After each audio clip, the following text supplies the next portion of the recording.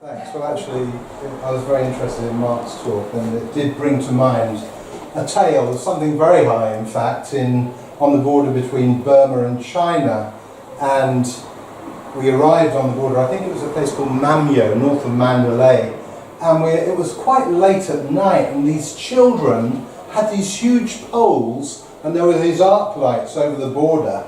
And they seemed to be doing this. It looked like some sort of sport. And there were bugs around, and it wasn't until the next morning we went to the market, and there we saw these giant crickets, and there was only the choice of strawberries, because it was strawberry season, or crickets. So we tried a few crickets, but everything that we had was basically strawberry based. But obviously it was something which was a sport for the kids, but also something which was very functional in terms of what they were eating in northern Burma at the time. So yeah, I mean the other time when you were asking about where can we source these things, I did actually go to source some giant ants from the Amazon and import them Masons. And I thought, well, they were in the sale, obviously. Masons, you know, it's not cheap, but obviously it wasn't a particularly popular choice. The bargain bin, giant Amazonian ants. Quite tasty though. Anyway, I'm not tall. So whether it should be Traveller's Tall Tales or Tall Traveller's Tales, I'm not so sure.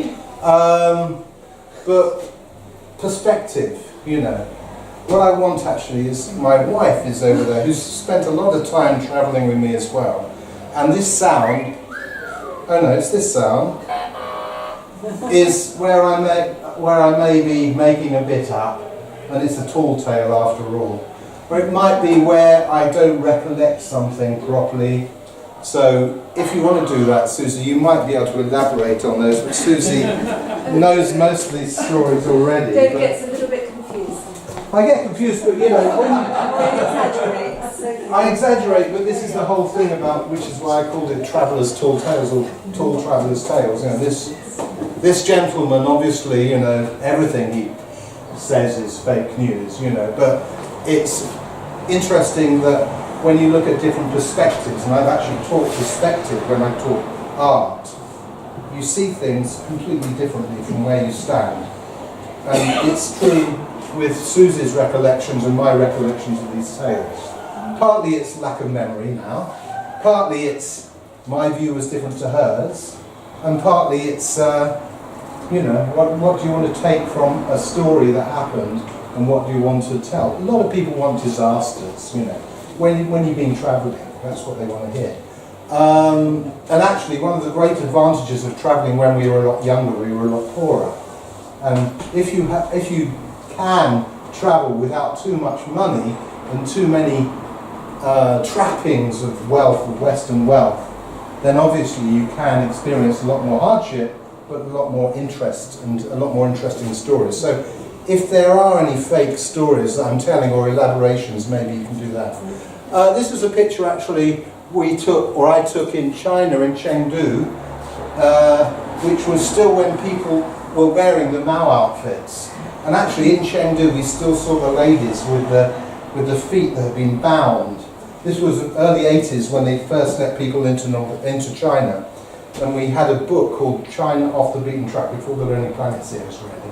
Of course, everybody who was travelling was following Off the Beaten Track. So we're off the beaten track together. But this is a fantastic place pre-television in this area, where the guy inside is telling stories. And he's a storyteller. And he's telling like a soap opera. And the old guys would come back every day and he'd tell them stories. And I thought that's amazing, you know, that these, I don't suppose it exists anymore in China. And in fact, we were talking about going back to China, and I'm not so sure it will be quite the same as it was when they first let foreigners in. When we first went in, they weren't really welcoming to independent travellers. It was the first year really that they'd opened. And this is another picture of us telling stories in Zanzibar, I think that is. Not talking to the fish, and I'm not kissing the fish, but you know, it's meeting local people really, getting stories from local people, and sharing their stories and sharing their experiences, and also entertaining them, you know, which is part of the story. this was also in Kenya, and this is a fantastic story where we really experienced nothing but shark. We had a shark that seemed to be butting the dhow every so often. We had salted shark, and that was the only food they had for 3 days on the boat. So, you know, there are stories which involve food, and not always happy experiences, but sometimes needs must. Just a few different transports of delight. This is an old double-decker bus that I drove around for a charity, around England actually, but for the Rainbow Charity. I don't know if anybody remembers that from some years ago. But taking kids around, sleeping upstairs, and living and shouting downstairs. Yeah, that's an earlier one as well, when I could surf. But they give you a big enough board in Hawaii that if you can't stand up on the board and get the picture, then obviously, you know, you can't. That's sort of balancing very precariously there. And that's another one, I think, in the Philippines. So various modes of transport. And I think that one's in Japan, probably. We worked overseas as well quite a lot of our lives, as well as travelled a lot. And we still do, but as I say now, perhaps with slightly more comfort, which is an unfortunate thing. And again, another picture in Japan, in a Matsuri festival. So, one thing about travelling, and people always say travelling and tourism and what's the difference, and there is a bit of sort of inverse snobbery about travelling, but it is really about meeting people and being involved in the moment, you know, rather than simply going there and spending money and staying away from the local people.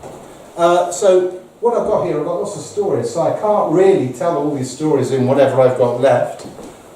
So I've got a menu, really. I've got 4 menus, and I'd like you just to choose one of those, and I'll tell a story about that for a couple of minutes and move on, I think. So, Dances with Death. Dances with Death in Kenya. Okay. Now, these are all relating to music, actually, or performance. Dances with Death. We were travelling through Africa for a year, and when we were in Kenya, we wanted to go somewhere. Actually, it was Dances with the Death. It was actually in Sudan, wasn't it? Or was it Kenya? I think it was on the border between Sudan and Kenya. But we were travelling on the back of an articulated lorry. Basically, it had come to a place called Juba with grain, which is southern Sudan. Now it's a different country to northern Sudan. It wasn't then. We were told we shouldn't go to southern Sudan because of bubonic plague and civil war. What the hell? We managed to get there. But when we were off the truck at night, we just sat by the side of the road, and I heard the sound of drumming. And as you can see from some of the other things, you know, really quite into drumming. So I woke Susie up, and I said, "We're going to follow the sound of the drums." So we went into the village, because we were sleeping just outside it, and followed the sound of the drums. And you must correct me if I'm wrong with these stories, Susie, but we got into this enclosed area, and there were these 3 Dinka warriors, and very tall, these Nilotic tribespeople in Eastern Africa, in Somalia, Ethiopia, northern Kenya. And they were dancing. They had tribal regalia with spears, dancing around these 2 drummers with very tall drums. So, I have to admit, my cultural sensitivity has changed a bit since then. But I had a whistle, a football whistle, that Susie was supposed to blow. If indeed she was being attacked, I was supposed to rescue her if she blew the whistle. Is that correct? That's right. Anyway, so I picked up the whistle and I started dancing with these 3 guys around the drummers. Whilst I sat with the ladies and the children outside. Yeah, so anyway, that seemed to be pretty hunky-dory to me, a bit stupid perhaps. And it was only when, while Susie sat with the ladies, somebody came up to her and said, "This is the witch doctor's funeral. Maybe it's not appropriate to dance." And we really should not be there at all. So, you know, that was Dancing with Death, really, Dances with Death in Kenya. And then I was saying, David, come, we need to go. And he thought I was just waving, and he was blowing his whistle.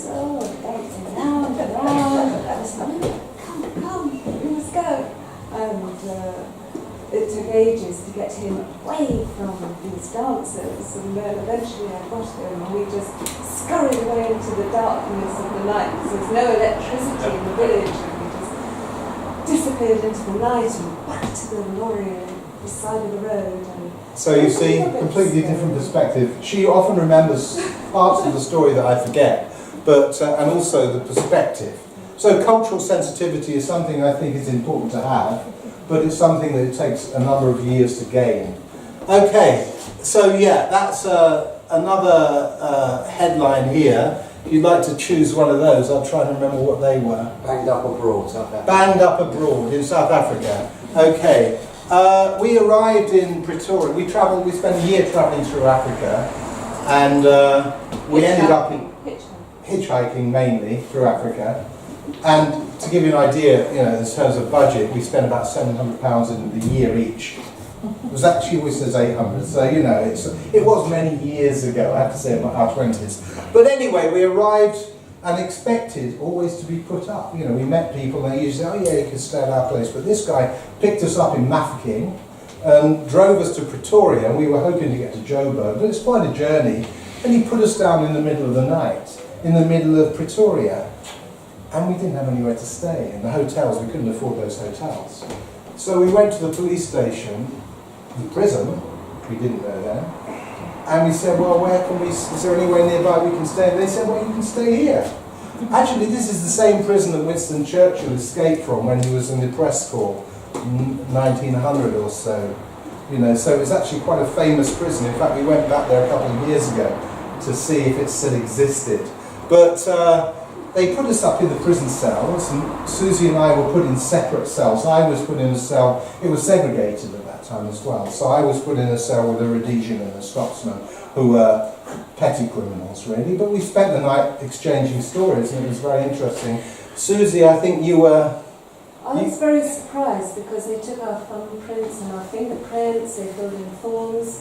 David went off to have a jolly time with these chaps. I was taken off to the women's side, up a lift along the corridors, off to the women's side, by which time they'd forgotten that I was innocent.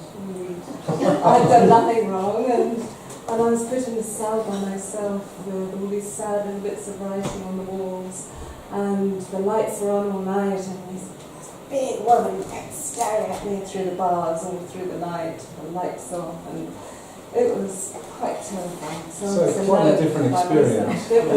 But actually the interesting thing is when we left the prison, we were checked out, we had to do all the fingerprints. We spent 5 days with the copper who was checking us out, He invited us to breakfast, we spent 5 days. We had special treatment, we were taken to the morgue. You wouldn't normally do that. Actually, Ireland were playing the Springboks at rugby as well, so I pretended I was an Irishman, and the Afrikaan police, they looked after us like we were nobodies. We were real special guests. Okay, transports of delight.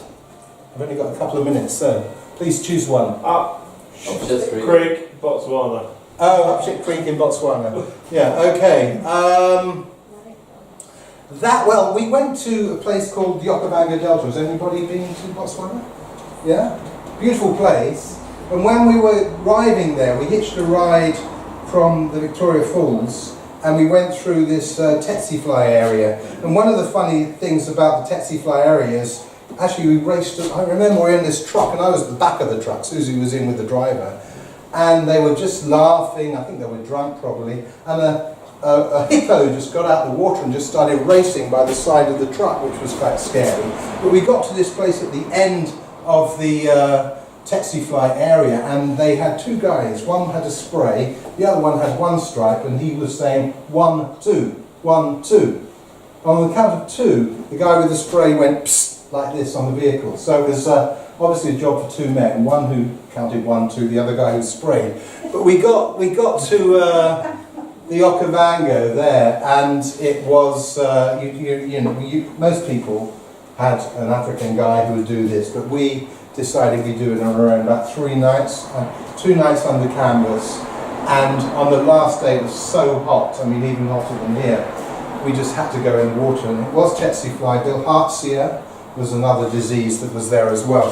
but we had to go in the water, and no sooner did we jump in the water than another guy who actually we later stayed with, I think he was in Bulawayo, he said, you better get back in your like a pump, because there's a hippo, was it a croc or a hippo? Crocodile, just approaching, you know, so we moved pretty quickly back into the dhow, and I think that's my time up, so we won't move on to the last one. But yeah, thank you. There we are. Well, thank you.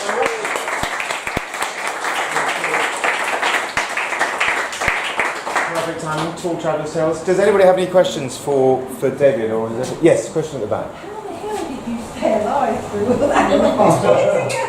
Yeah, I know, it's a good question, isn't it? But, I mean, we were, you know, we had one or two close. Usually it was at gunpoint was the scariest thing, you know, and it was usually border guards trying to fleece us for money and that sort of thing, rather, or, you know, military. So it wasn't, that was the scariest thing, rather than actually any physical danger with animals or whatever, yeah. Hand here, yeah. I guess why were you travelling? Was it a work? Was it an exploration? What was the... Well, we had a couple, I mean, the first long trip we ever did was a year in Africa, travelling through Africa, and that was just travelling. Right, yeah. We worked, I mean, we worked on a ship to get back. Yeah. We worked our passage back, and I did some tracking, it might have been there, tracking rhino was one of the things I did in Zimbabwe. Offered a few really bizarre jobs, actually, but yeah, so it wasn't forward. Before we went, and then we didn't fly because we didn't have much money, so I'd never even been on an aeroplane, actually, when we hitched through... Marvellous, just marvellous. And then we had to save up again when we got back to England, and took another couple of years to save up, and we hitched to India, and then we had to fly, so we flew to Burma and Japan. But it's doing on a low budget. I mean, now actually flights are cheaper than, you know, I was looking at, we're going to the Far East again in October. Yeah. And I've always wanted to do the not the Orient Express, the Trans-Siberian. But the price compared to flying now is so different. Then flights were expensive, but also overland travel is far more exciting. Any other questions for David just before we end? My daughter told me last night she's about to go on a gap year, so I think I might get her to talk to you, David. Perhaps she'll just go to Isle of Wight or something. Well, there's a lot of silver gap year travellers now as well, you know, and that's actually quite... Yeah, absolutely. Well, there's a more... Oh, yes, question here. Yeah. When was the last time you travelled abroad? Very recently. And I was just wondering whether you saw any differences. You said you were travelling when you were 20s, 30s, or whatever. Yeah. Do you see any particular differences now? We've actually been back to quite a lot. To them. Yeah. To back in well, actually, our most recent long trip was to southern states of America, and that was very interesting because obviously with Donald Trump in now, it's so divided in terms of opinions, you know, and the first person we landed in, was Anglo-Indian, she actually trained to teach in Eastbourne. And I took a beautiful calendar of Eric Ravilius, you know, local artist you know, and I went to put it up on the wall, and that was Donald J. Trump, 2018 calendar. So, you know, the first person we visited, that was total shock, you know, so having to deal with that, and most of our friends obviously despise the guy, but it's quite a shock having to deal with that. So in fact the States has changed quite a lot, and it's more to do with their attitudes. I mean, obviously other countries have changed, some have become more dangerous in fact, and I think it's choosing, saying how, you know, in terms of danger, it's choosing places which generally aren't too dangerous. Having said that, they're the ones where not so many people travel in, which makes it more interesting, you know? Like Burma, for example. Create the story. So, yes, final question. Yeah. When are you and Susie going to write a book? Yeah, well, I don't know. We just, we've contemplated it, but there's so many around there. We should have done The Lonely Planet, because that was before. We were travelling just about, it was called Off the Beaten Track, I think, when they had it there, but they were on a shoestring, Africa on a shoestring. I think that was perhaps the first or second one. But we probably would have done better to have done a guidebook like that. You know, now of course it's big business. There's one final question. So I have to ask you a question. I'm going to Thailand Yeah. next year for my big birthday. Oh, congratulations. I'm sure you've been. Yeah. Tell me a place I have to go.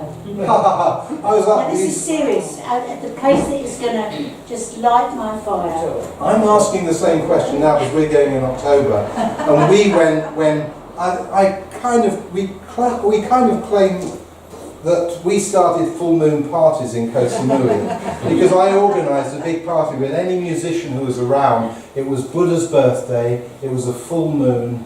It was an amazing thunderstorm, and we got loads of food and a little bit of mind stimulation as well. But it was a fantastic party, an all-night party, and of course, Koh Samui now is completely ruined. Is that what you're saying, Close to No, I'm not. For us, it would be. We don't even want to go back there because we have such great memories Please there. give me some, because I'm trying to organise Dr. a trip. What do you say? Talk to Gareth, he knows. Oh right, yeah. You see, this is it. And often, one of the secrets I think of our travel, we kind of land in a place and then find out about a place. It's not Yeah, too but you much need to give me research. some. Give me a hand. I don't know yet.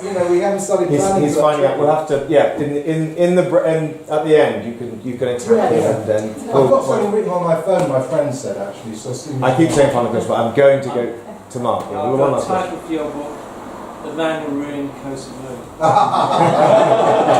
Thank you. Excellent. Well, on that note, can we thank David?